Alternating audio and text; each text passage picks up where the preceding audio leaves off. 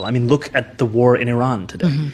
We're talking about a federal administration that has spent close to $30 billion killing thousands of people at a time when working class people across this country cannot afford the bare minimum. And to be told that a city-run grocery store is implausible, but spending more than $500 million a day to kill people in Iran and Lebanon is not only plausible but necessary. It speaks to a broken kind of politics. Has the war in Iran had an outsized impact specifically on the economy of the city? Yes, the war in Iran has had an impact on the economy of this country.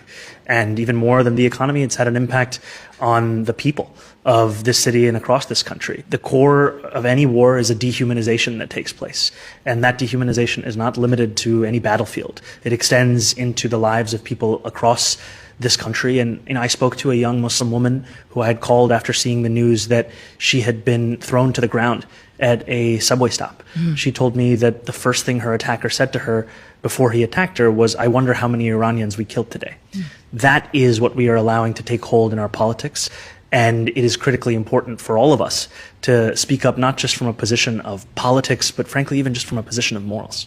I know you've spoken publicly about your concerns about this war, but have you shared those directly with President Trump? Not my concerns. I would describe it more as a deep opposition to this war, a deep opposition that comes out of a concern for what our politics are incentivizing in this moment, the killing of civilians as opposed to the uplifting of working class people across this country. President Trump did have names for you. He called you a communist lunatic, and you had names for him. You called him a fascist. Now that you've met with him, that you've spoken with him multiple times, do you still think he's a fascist? Yes. And do you tell him that? Yes.